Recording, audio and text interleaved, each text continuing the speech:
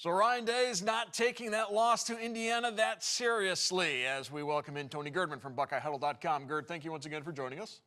Thank you for having me. How much of an outlier was that performance by the Fighting Illini as Indiana just ran up and down the field on them? Well, it is their lone loss, so in that way, it is an outlier. But losing 63-10 is when it was supposed to be a close battle. It's it's just so far into the extreme that I don't think Ryan Day expects that to be the Illinois team that they roll into. Still, I mean, he did say, "Yeah, I mean, you're going to watch it and you're going to see how that happened."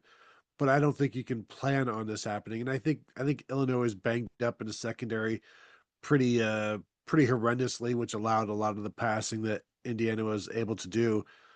But I mean, it does give a glimpse of what's possible if things are clicking for the Buckeyes. You mentioned Illinois' secondary. They are dead last in the Big Ten in pass defense. And we're talking about an Ohio State offense that's coming off a 300-plus yard passing attack against Minnesota. Julian Sayin, the reigning freshman of the week for the second time in the Big Ten, he hit the deep ball early and often against the Golden Gophers. And if Illinois' secondary is not up to snuff, then it could be a very long day for the Fighting Illini. Yeah, and if Julian Saint has time to throw, then I would expect him to have some success doing that with Ohio State's, I guess, two-headed attack. But we also I saw against USC, the tight ends were having success against the Illinois defense. So you could see Max Clare, who had finally had his first, uh, you know, busy game as a Buckeye against Minnesota.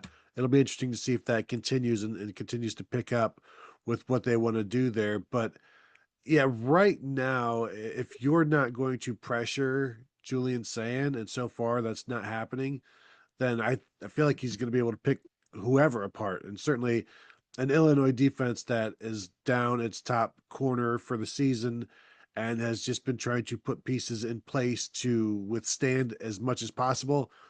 And that's not really how you operate successfully against an Ohio State passing game. From a statistical perspective, Illinois, they're in the bottom half of the Big Ten in just about every major statistical category, with a couple exceptions. They're number one in turnover margin, and they are fourth in sacks. So that goes into what you're talking about, if they can get pressure on Julian Sayin. But really, no one has gotten much pressure on Julian Sayin or any of the Ohio State quarterbacks so far this season. Yeah, and the blitzing has been ineffective, and so the protection is there. The As Ryan Day keeps harping on, the efficiency is there. So when you don't get to the quarterback, even if it doesn't lead to a 40-yard pass, it may just lead to an 8-yard pass or a 12-yard pass, and a new set of downs. And so if Julian Sand is just able to drop back and do whatever, then Illinois has no hope. So they've got to get after him. But how do they do that? Can they just do that with, say, a great game from defensive end Gabe Backus, or do they need to involve the blitz? And the blitz has not been very good against Ohio State, as we know. And so, is this a situation where maybe they can take advantage of a freshman running back like Bo Jackson staying in to pick up the blitz? He did it pretty well against Minnesota.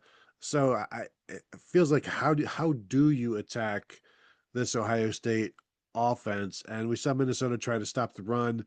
Illinois, they didn't do anything. They didn't stop anything against Indiana. Indiana rushed for over 300 yards against them. So again, they were banged up in the secondary, but they still gave up 300 yards rushing. So what does that say about the front seven?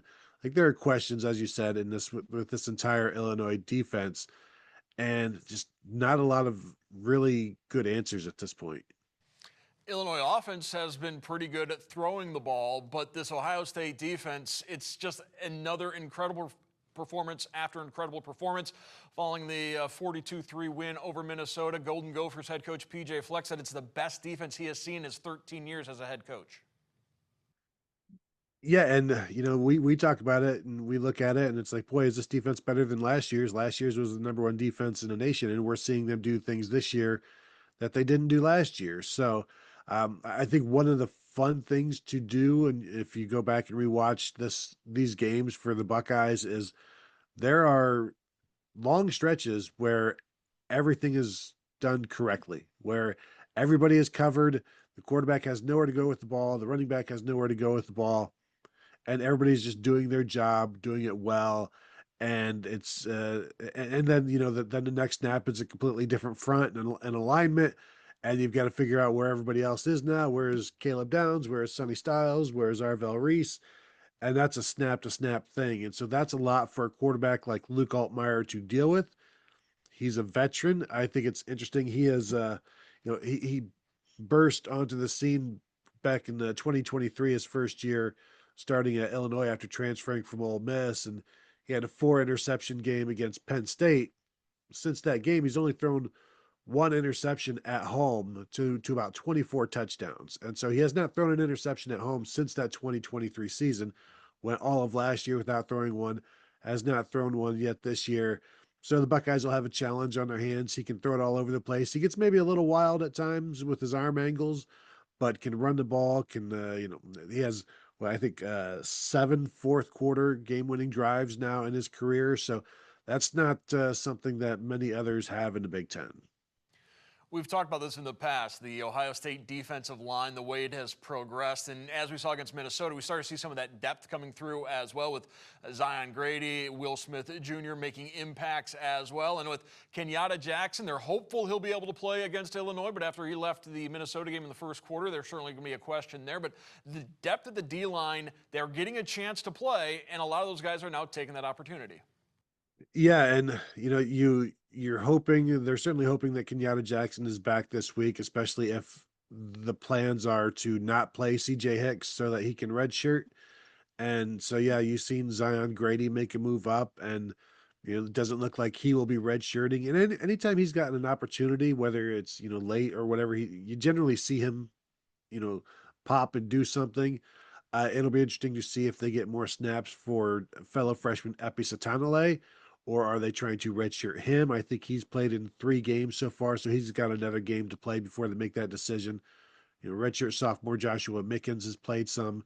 Redshirt freshman Dominic Kirks has played some. So they've got some bodies that they can play there. And, Arvell Reese steals snaps at defensive end. We saw, at least in their 5-man alignment, we saw TJ Alford, freshman linebacker, doing some of that as well. So they've got some ways to manipulate numbers and things like that.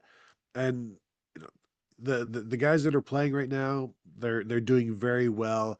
And I think this is not a game where you're like, yeah, you can just sit Kenyatta Jackson. That's not what this is about. They want to go ahead and play him and be at full strength because, again, Luke Altmaier, you don't want to give him a shot in the fourth quarter.